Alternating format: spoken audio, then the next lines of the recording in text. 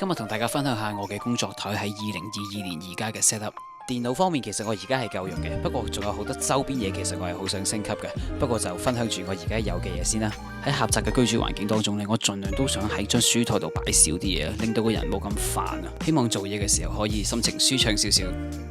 其實我成日喺 YouTube 嗰度 J 人哋外國 YouTuber 嘅 workspace 嘅，但係住喺香港想擁有而家好似畫面見到嘅呢啲咁正嘅工作室咧，係超難嘅，因為地方細同埋租金係黐線地貴嘅。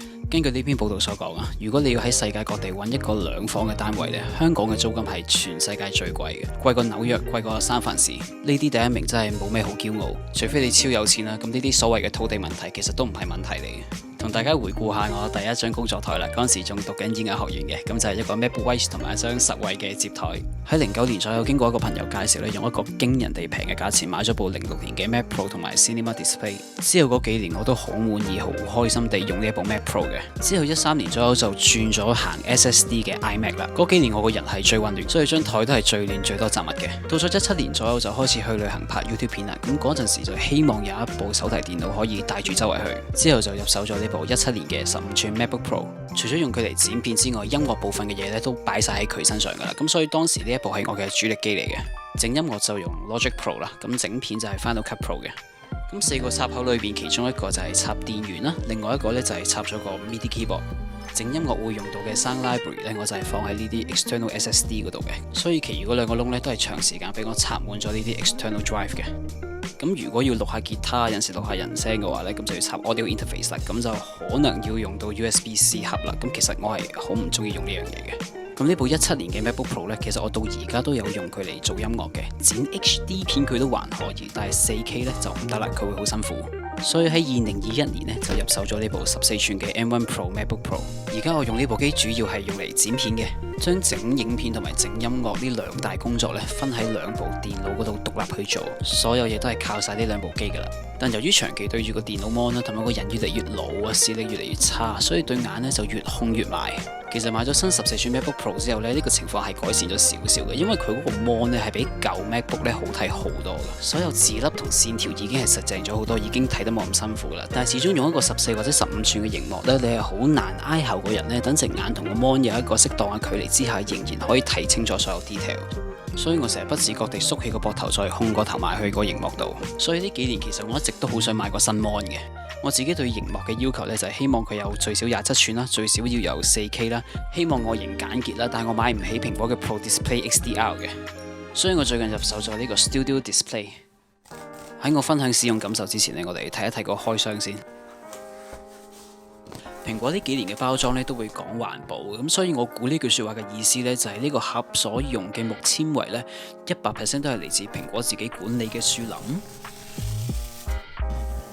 同其他蘋果產品一樣啦，個包裝盒非常之靚啦。咁雖然佢哋話用少咗膠，係97% 都唔係膠嚟嘅，咁但係呢個盒咧就係對我住嘅環境造成一個環境嘅問題嘅，因為佢有少少太精美，我唔係好捨得抌咗佢。打開之後就見到佢哋真係冇用發泡膠嘅，成個保護都係就咁靠一個紙箱。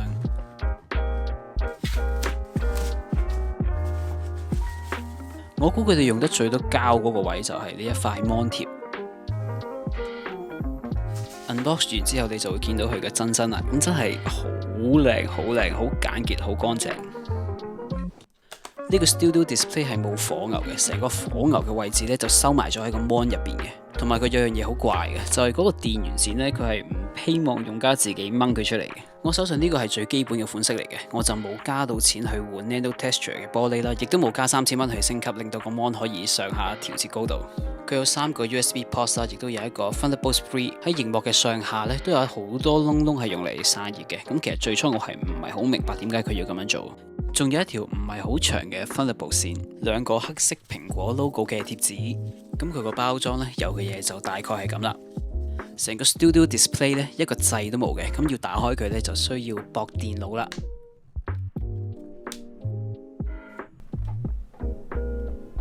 第一次打開見佢着個 mon 嘅速度咧係非常之快嘅，差唔多同個電腦 mon 係同步嘅。插一條線就可以做晒資料傳輸同埋插電。雖然呢個 function 唔係淨係佢先有，不過我係第一次擁有。以一個外置熒幕嚟講呢，佢個喇叭叫做非常之好聽嘅。咁佢個通呢，其實係似14、16寸 MacBook Pro 嘅，不過就再大聲啲，再多啲高音同埋低音。咁當然你冇辦法將佢同一啲好靚嘅喇叭去比啦。我而家試下將呢啲載住 Sound Library 嘅 SSD 插落個 display 度，睇下個電腦會唔會 detect 到，係成功嘅，咁就好似多咗3個 USB-C ports。呢個插法之後，我再喺 Logic Pro 嗰度撈聲呢，咁就速度係冇變慢到嘅。不過可能係因為我而家用嘅呢啲外置 SSD 咧，喺而家市面上嚟講呢係叫做慢㗎啦。暫時呢個 setting 一條 Thunderbolt 線呢都係頂得住嘅。暫時對我嚟講，一個27寸嘅 mon 啦，跟住一部冚埋咗個 MacBook 做主機啦，無線 mouse 無線 keyboard 咧，呢個 setting 係最簡潔同埋望落去係舒服嘅。同我部2017年 MacBook Pro 比啦，咁喺最光嘅情況之下呢，咁個 Studio Display 好明顯係光啲嘅。我知道佢唔係一個 Mini LED Display 嘅 panel 啦，咁但係同14寸嘅 MacBook Pro 比呢，你會發現喺 SDR 嘅情況呢，佢哋嘅表現其實係差唔多嘅。當然喺深色位方面，有 Local Dimming 嘅 Mini LED Display 呢係較優勝嘅。咁喺光度上面另一個大差別呢，就係當你睇 HDR 影片嘅時候啦，嗰啲光位呢14寸 MacBook Pro 呢真係表現得光好多嘅。咁第一日使用我呢個2022年嘅新 setup 嘅印象就係咁啦。之後嘅挑戰就係睇我可唔可以維持呢個咁簡潔嘅 setup 去完成我需要做嘅工作啦。1星期後，我係維持唔到頭先嗰個咁簡潔嘅 setup 嘅，我都係要攞翻個 USB-C 盒同埋一個充電器出嚟。首先講下個 display 啦，咁佢個用料同埋手工都真係非常之好嘅，喺台面度唔會好容易暗及震，而且佢嘅外表呢係真係冇得輸。最初我好唔明白點解一部24寸嘅 iMac 一部真電腦都有比呢個熒幕更薄同埋更少嘅散熱位。我係睇咗 iFixit 嘅影片之後先知道嘅，佢要做咁多散熱嘅位置係因為佢將個火牛塞咗喺個 display 入邊。有時你將隻手擺喺個 mon 上面咧，會 feel 到有少少暖風嘅，但係就完全冇聲嘅。呢排用個電腦咧，都係就咁靠一條 Thunderbolt 線去做晒所有嘢，咁台面就可以少一條充電線啦。但係要幫部14寸開機咧，都係要打開個熒幕嘅，等佢撈一陣，冚埋個 mon 就搞掂啦。真係做嘢嘅時候都仍然需要用到 USB Type A 嘅插口啊，所以都係要拎翻個盒出嚟。我呢個係 cheap 嘢嚟嘅，咁就駁咗喺個 Studio Display 嗰度。嗰啲 external hard drive 都係駁喺個 mon 嗰度噶啦，所以佢俾4個插口你呢，唔係真係好多嘅啫。我仲有將呢個 N 年前嘅 Anker 叉電器擺咗喺台面，主要係幫我啲相機啊、無線咪啊、iPad 啊、iPhone 叉電。眼嚟嘅觀眾應該會睇到呢，我用嚟墊住個 mon 嘅呢張台仔呢，其實都有叉電同埋 USB 盒嘅功能嘅。咁點解我仲需要加多2嚿嘢呢？個原因就係呢一張台仔個傳輸速度同埋叉電速度真係慢到阿媽都唔認得。我係好想再簡潔啲嘅，其實有其他更好嘅方法嘅，例如買一個更快嘅 Thunderbolt Dots 啦，有更好嘅速度同埋有更好嘅 cable management 啦。買 Mac 嘅時候將個 storage 打爆啦，買大啲，但係就要使好多錢啦。佔住 display 嗰個架，其實我好想買呢個牌子嘅，不過個價錢真係搞唔掂。個充電器長插嘅嘢呢，就係呢一支燈啦，我覺得係一個幾好嘅發明嚟嘅。咁嗰啲光亦都唔會反射落個 mon 嗰度啦，你又可以自己校色溫同埋光度。鍵盤方面，我仲係用緊呢一個勁 old school 嘅有線 Magic Keyboard 嘅，我係需要用 numbering pad 嘅，佢係其中一個原因點解我仲需要 USB A。其實蘋果新出有 Touch ID 嗰隻無線 keyboard 呢，我係好 OK 嘅，不過個問題都係Mousepad 方面，我仲係用緊啲10幾蚊嘅款式嘅，因為我仲未揾到我想要嘅 Mousepad。滑鼠方面，我仲係用緊第一代嘅 Magic Mouse。對於 Magic Mouse 嘅評價呢係超極端嘅，中意用嘅人就好中意，憎佢嘅人呢係超憎嘅。呢隻我用咗好多年，可能因為我隻手比較細呢，我又唔覺得佢好唔舒服嘅，同埋我已經好習慣用佢嗰個 Multi Touch Gesture。第一代 Magic Mouse 係行2粒 AA 電嘅。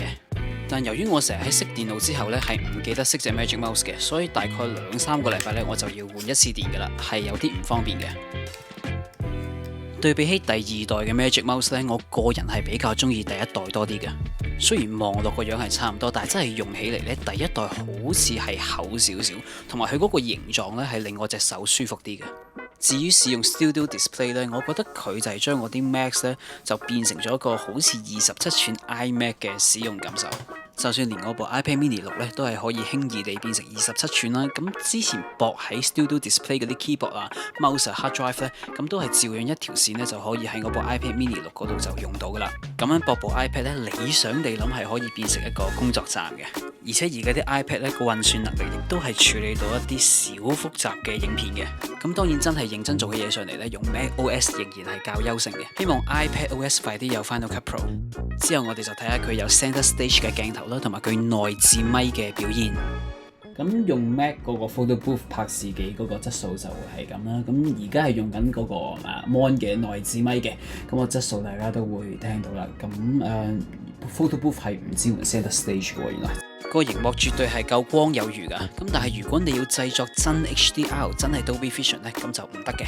咁佢個喇叭我到而家都係覺得係正嘅。其他啲功能例如佢有 Night Shift 啦，咁我係夜晚黑會用嘅，咁減少啲藍光啦。咁但係 True Tone 咧我就係唔用嘅。另一個感受就係其實唔係淨係 Studio Display 啊，原來有一個27寸 4K 或者 4K 以上嘅熒幕咧，用嚟做嘢咧，隻眼係舒服咁多嘅，隻眼同個 Mon 可以有一個更遠嘅距離啊。喺平時剪片嘅時候咧，我就好少用晒兩個 mon 嘅，但係用嚟做音樂，尤其是係做一啲配樂嘅工作咧，兩個 mon 係真係舒服過一個 mon 好多。又俾大家睇下平時真實嘅情況啦。呢個 MIDI keyboard 唔用嘅時候咧，其實係張貓床嚟嘅，而隔離亦都有另外一張貓床啦。其實我都唔係好明白點解啲貓需要咁多個瞓覺嘅地方嘅。如果睇緊片嘅你係有養貓嘅話咧，我諗你會明嘅。對於我張工作台電腦部分最新嘅 update 咧，就大概係咁啦。至於個 Studio Display， 如果你本身係中意用蘋果電腦嘅話咧，你係唔會覺得佢唔好用嘅，只不過佢嘅價錢。好啦，今日就傾到呢度啦，記得俾個 like 條片 ，subscribe 我 channel， 留言，按響個鐘仔同埋 follow 我 IG 咧，我哋下次見。